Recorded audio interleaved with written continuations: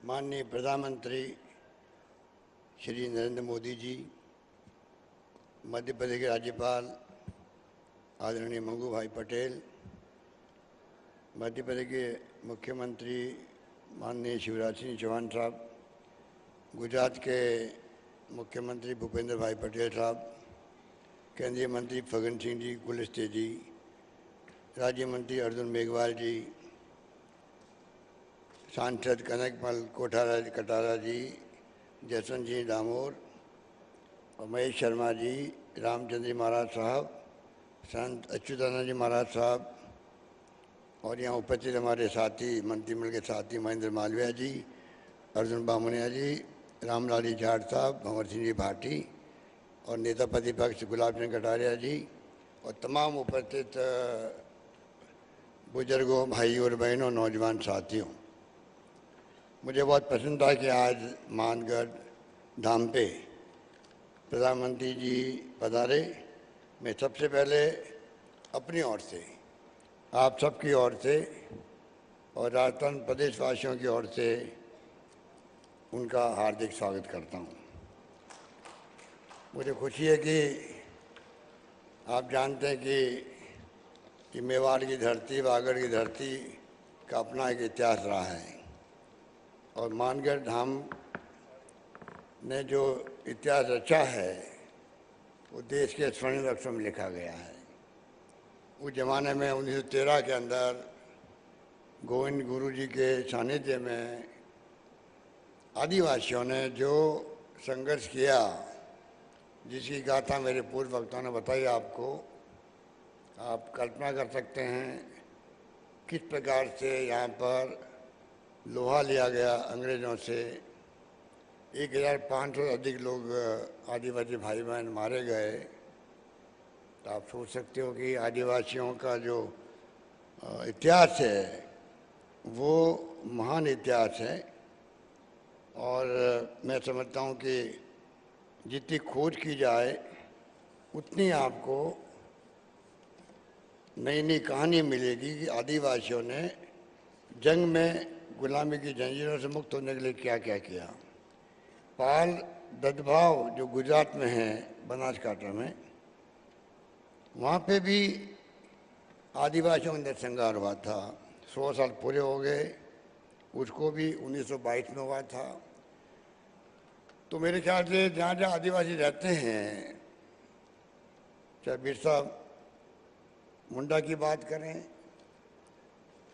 हर जगह आदिवासियों का आज़ादी की जंग में बहुत बड़ा योगदान था। और मुझे खुशी है कि आज वागड़ की धरती पर आए हैं, मेवाड़ की धरती में महाराणा प्रताप का शौर्य पराक्रम देश और दुनिया में उसकी पहचान है। यहाँ फ्रीडम फाइटर बहुत हुए, यहाँ के मुख्यमंत्री भी हुए हरदेव जोशी जी, भिखाबाई भील बहुत बड़े नेता हुए देश के, माणिकलाल वर्मा हुए, भोगीलाल पंड्या हुए, उपाध्याय जी हुए, कितने लोग हुए जिन्होंने उस वक्त में भाग लिया था। पर ये मानगढ़ धाम जो इतिहास रच गया है, मैं समझता हूँ कि ये हम लोगों के लिए गौरव की बात है। हमने प्रधानमंत्री महोदय को रिक्वेस्ट भी की है कि समय आ गया कि हम लोग क्यों नहीं इसको एक राष्ट्रीय स्मारक के रूप में इसकी स्थापना करें, जिससे कि पूरे देश जो जलियांवाला बाग की कहानी जानता है, इतिहास जानता है, त्याग और बलिदान किस प्रकार हुए वहाँ उसकी पहचान पूरे मुल्क के अंदर है, उसी प्रकार से मानगढ़ धाम की पहचान भी बने देश के अंदर कि आदिवासी समाज भी उस जमाने में पीछे नहीं था किसी से भी जंग लड़ने के अंदर। और जिस प्रकार महात्मा गांधी के सानिध्य में जंग लड़ी गई, आज भी इतिहास गवाह है किस प्रकार से त्याग, बलिदान, कुर्बानियाँ हुई थी। लोग जेलों में बंद रहे थे। पंडित जवाहरलाल नेहरू 10 साल तक जेलों में बंद रहे थे। सरदार पटेल जेलों में बंद रहे थे। मौलाना आज़ाद थे। डॉक्टर अम्बेडकर साहब ने संविधान बना दिया। आज देश उस पर खड़ा है, चल रहा है। और जिस प्रकार से लगातार हम देख रहे हैं एक के बाद एक जो देश इतिहास बना रहा है दुनिया के अंदर,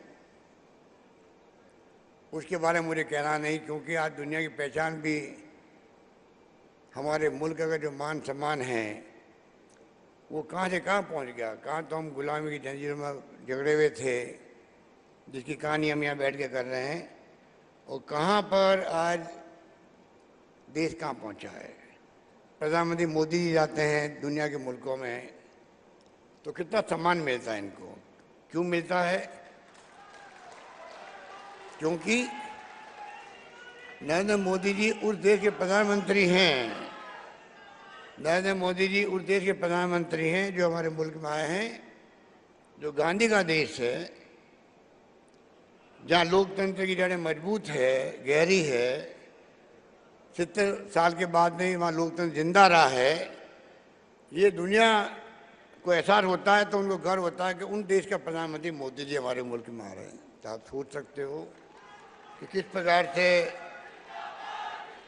ये देश आगे बढ़ा है। और कहाँ बांसवाड़े की बात करें तो मामा बालेश्वर जी का नाम अभी ले रहे थे मोदी जी। इनको ज्ञान है कि मामा बालेश्वर का क्या योगदान था। गोविंद गुरु के बाद में किस प्रकार से उन्होंने लगातार जागृति का काम किया, लोगों को जगाने का काम किया। और मैं समझता हूँ नाथू भाई भगत, हीरा भाई मेंबर पार्लियामेंट थे, किसी ने कमी नहीं रखी। और सभा बना करके जो गोविंद गुरु ने प्रयास किए, उनको जेल जाना पड़ा, 8-10 साल तक जेलों में रहे। आप कल्पना कर सकते हो कि गोविंद गुरु का जो योगदान है उनको देश कभी भूल नहीं पाएगा। इस मौके पर क्योंकि समय की सीमा है, प्रधानमंत्री जी को बोलना भी है, जाना भी है, तो मैं खाली 2 बातें कह के अपनी बात समाप्त करना चाहूँगा। राजस्थान सरकार, मैं प्रधानमंत्री जी को कहना चाहूँगा, हम लोग आदिवासियों के लिए भी शिक्षा के क्षेत्र में यहाँ विश्वविद्यालय खोला गया है बांसवाड़ा के अंदर। शिक्षा के क्षेत्र में हम लोग सभी तरह से कॉलेजेस खोल रहे हैं, उनका जाल बिछा रहे हैं। स्वास्थ्य सेवाओं में बहुत हम आगे निकल गए हैं।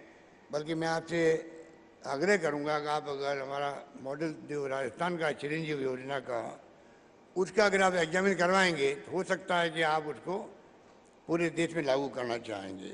पूरी तरह हमने right to health, universal health services देने का प्रारंभ किया राजस्थान के अंदर, उसका लोगों ने स्वागत किया।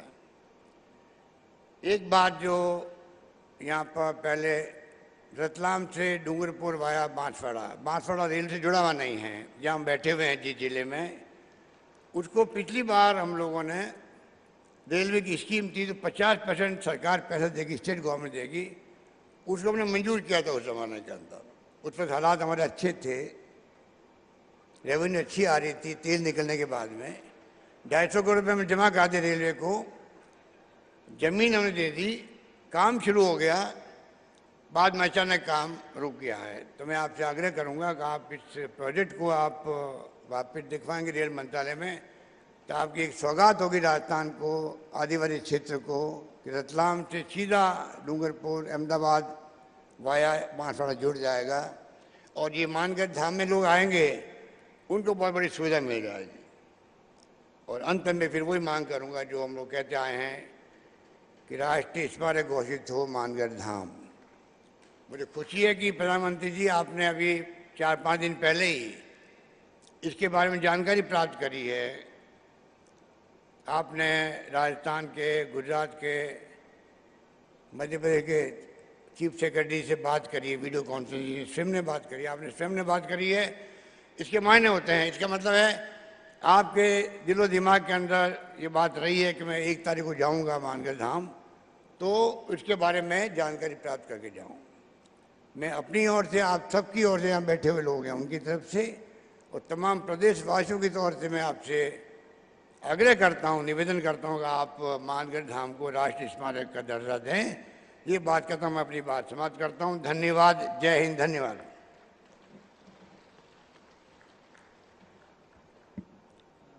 गोविंद गुरु जी के ऊपर एक 5 मिनट की मूवी बनी हुई है, मैं उनसे आग्रह करता हूं कि वे उसको चलाना है, शुरू करें।